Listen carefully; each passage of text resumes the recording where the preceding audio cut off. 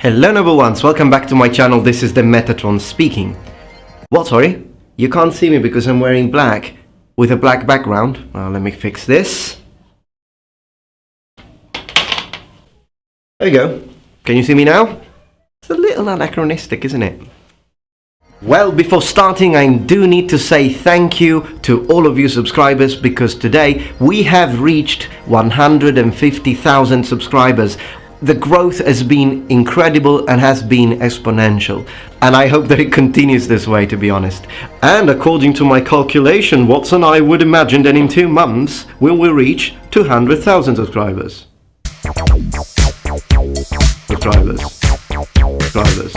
Well, anyways, just wanted to take a brief moment to thank you. And yes, I will make a special video, and I will be wearing my samurai armor, and I will horseback ride. Just the time to organize my troop, and we will do that. Back on topic. Hello number ones, welcome back to my channel. This is the Metatron speaking. So, we have another installment, another episode of weapon versus weapon comparison video. But before starting, let me show you something. Look what I got in the post, in the mail this morning. Yes, Nioh for PS4. So get ready, I'm gonna play a little bit in this couple of weeks, and then we'll get a full review of this video game, and perhaps maybe even a playthrough. We'll see. Really looking forward to it. I still haven't played it, so it's gonna be fun.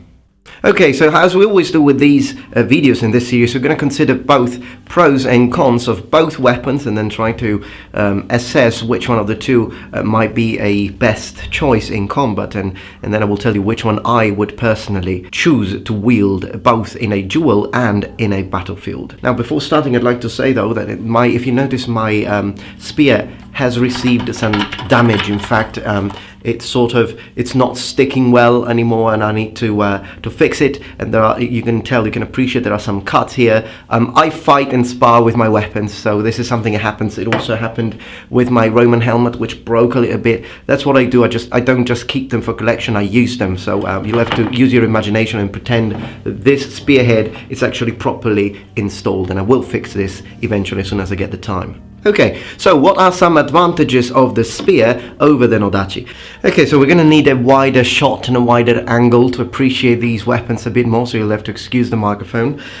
First of all, let's consider the difference in length. Now, I know that you still can't see the whole thing, but if I put my Nodachi, which is, yes, a beast, but if I put my Nodachi on the ground, you can see that there is quite a bit of difference. In fact, we are talking this much of difference where I have my fingers. So the spear, and I would imagine a Japanese yari as well, would have a reach advantage. Now that that's out of the way, what about cutting the spear with your Nodachi? Well, it is possible to cut the shaft of a polearm, of your opponent's polearm. However, I don't think that would be a good idea. First of all, because I would say it's rather impossible for a Nodachi to cut the shaft of a polearm or a spear of your opponent in one swing. I would consider that to be almost impossible. I mean, if we are considering, for example, even medieval Europe, the kind of wood we are talking about is ash. Now, ash, okay, granted, is not the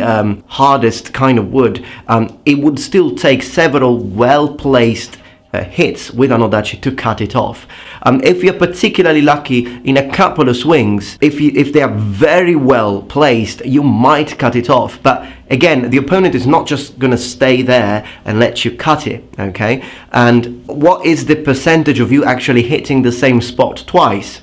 So I would say that in order to actually cut a spear in half, you would have to have either a very unskilled opponent who is wielding the spear properly, or you would have to be extremely lucky with your attacks. But I don't think that it would be a good idea to make it into a strategy. And by strategy, I mean, if you're fighting against a person with a polearm, he's already got a reach advantage. So he can start attacking you when you still can't reach him. Now, the idea of aiming at his weapon and the shaft, and that's assuming he hasn't got iron or steel reinforcement on the shaft, in which case it would be absolutely pointless. You could actually damage the edge of the weapon. But if he doesn't have that and the spear is just simple wood, I don't think it would be a good idea to actually aim at the shaft trying to cut it off, or at least to remove the spearhead from his weapon, because you might expose yourself. You might overswing in order to actually deal as much damage as you need to chop it off, or to start damaging and start biting into the weapon, and that could get you killed. Mostly because we're not talking, I mean, when you're trying to cut your opponent, for example, in the throat, when you're trying to cut your opponent in the hands, you don't need that much of a powerful swing. You just need a pull cut, a push cut, and there you go, you've done the deal. But if you want to chop or cut through wood, that's not gonna be enough, of course. There is no bleeding involved. So what you need to do is you need to get a proper, strong attack to start splitting it, basically. So yes, it could happen. It did happen in battles, apparently, supposedly, allegedly. But it's not something that, I think it's something that would rather happen instead of actually you trying to use that as your tactic for combat. If it were me, and I was wielding an ōdachi against someone with a yari or with a spear, my priority would still be the same as with any other weapon. Try to cut him, try to find an opening, try to cut his hands, try to cut his throat, try to deal as much damage as I can without being hit. Those two are my priorities. If it does happen that I go to attack and he parries, and instead of parrying he actually blocks in a wrong way or in a stupid way, and I start chipping off pieces of his weapon, then good, but that's not going to be my aim. Now, these two weapons operate in a completely different way. It's almost as if we are in front of a mirror, so to speak, because the spear is definitely a thrusting weapon, which can also cut, because you do have an edge here. So if you manage to, for example, you're fighting, okay, and you are getting quite close, and you manage to get the edge around here in your opponent, and then you perform a sliding motion, you are going to cut his throat. And so this can cut, but in most of the times you will be trying stabbing. With the Nodachi you have a completely different situation. The weapon can thrust, but it's definitely not optimized for that, but it's not even balanced for that. The weapon excels at cutting big, wide, circular motions. Now, going back to cutting shafts, however, I do wish to say something. As I said, it's not easy, but it can happen. You know what happened to me once? I'm going to tell you a little secret, a little behind the scene that I don't think any of you actually noticed. But I made a video a while ago. It was one of my interactive videos, and it's Ninja versus Samurai. And in that video, I play the part of a samurai, and my friend plays the part of a ninja who is actually disguised as a Yamabushi, like a mountain warrior. And I'm using a katana, I'm wielding a katana, and he's wielding a what could be considered to be a sort of bow, like a sort of stick for combat. Now, what's interesting about that scene is that at one point we hadn't decided that he would be striking me and I would be, countering with my katana with a draw cut, and then our weapons would have to impact against each other, and then we would have had to do something cool from that. But what happened in that scene is that when our weapons actually had contact, my katana completely cut his bow, his stuff, as you can see here. 何もないか。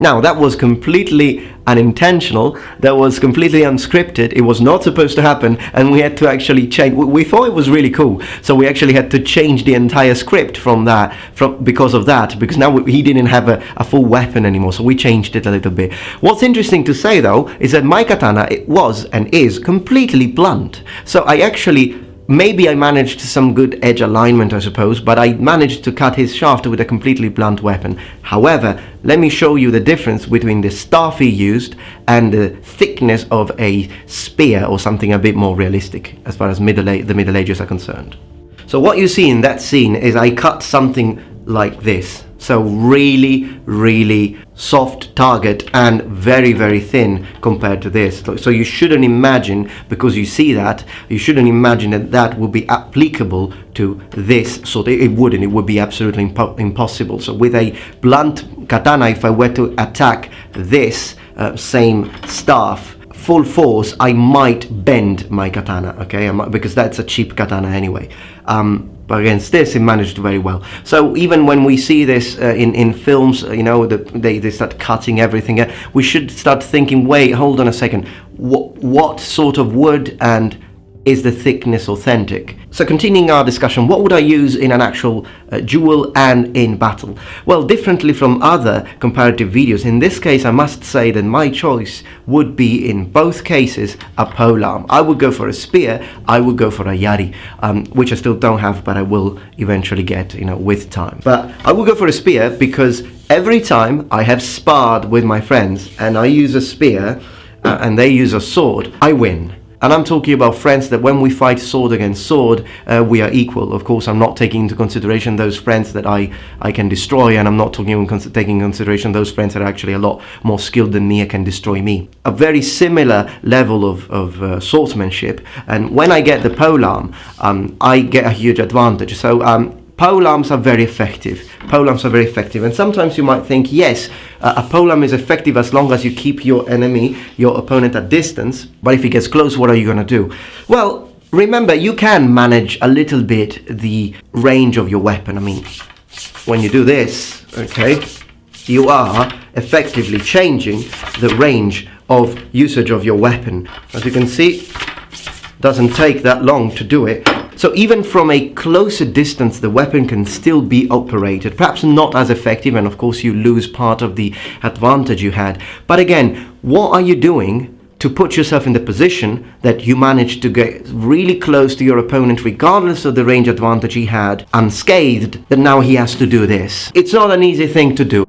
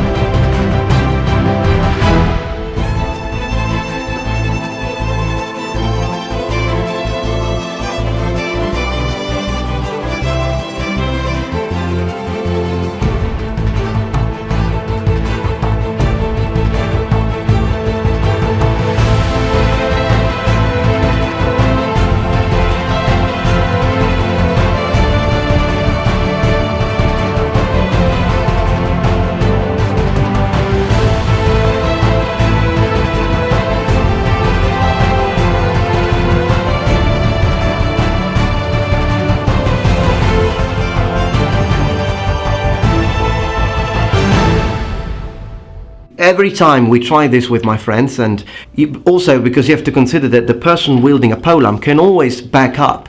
So you get close, he stabs and gets back. So it's not easy to corner him. You need a very specific situation to do it. It's not impossible, I'm not saying it's impossible, but it's not easy. And in fact, I have to say that once I was fighting with a shinai and my friend was fighting with a polearm, and it did happen that yes, I managed to get close and I managed to place a hit, but I also got hit with the edge on the neck, and that's not something I want. So I don't consider that maneuver to be successful. I only consider a maneuver to be successful if I manage to hit without being hit. This is the sort of rules that we used, or the rule set that we use with my friends when we spar.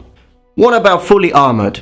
In full armor, again, I would go for a polearm rather than an ōdachi. You can use a edged weapon against an opponent in samurai armor effectively. Like, it's a completely useless tool, okay? So you can please remember that samurai armor has more weak points than European armor. For example, the lower part of the arm, the inside of the thighs, there is a little bit of space in the neck here, of course under the armpit. So particularly 16th century armor has these weak spots which can be exploited with a weapon. But as I said in my katana versus Nodachi video, the Nodachi is not a good idea for that because it's unwieldy. The best option is the tanto, then it could be the wakizashi, then it could be the katana.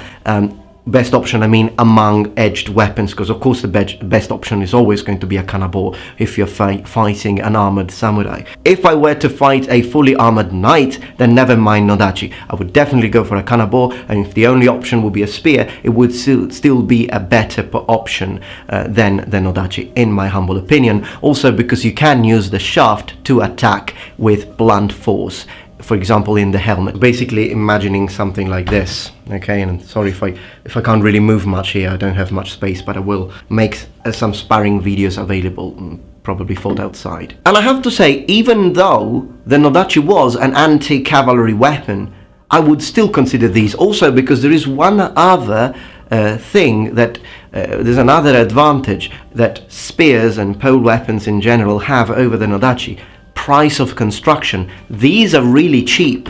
A Nodachi is incredibly expensive to make. So the real question is, if a spear has so many advantages, why did they even bother making the Nodachi? Well, it's a completely different approach to warfare, you have to consider that. And this whole idea of cutting cavalry unit with Nodachi comes from China, as I have mentioned in a dedicated video, to the Dao, or the Chinese anti-cavalry big monster sword. You can find a link in the description, of course, if you want to know more. So it must have been a tactic that worked. Otherwise, I don't think they would have used it.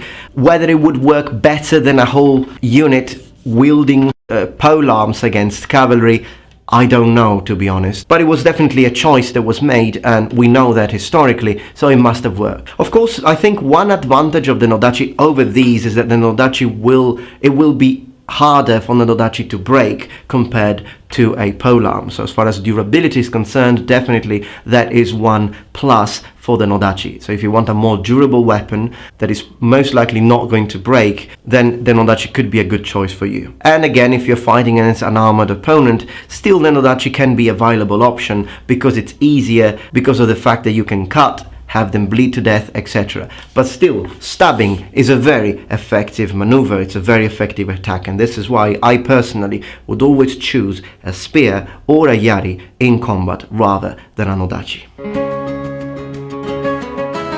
Alright, noble ones, I hope that you enjoyed this video. If you did, please remember thumbs up and subscribe to my channel for more content from the Metatron. I will see you tomorrow, as always, for my next daily upload. And please let me know what weapons and what armors you would like me to compare for my next comparative video. And remember, the Metatron has spread his wings. Goodbye.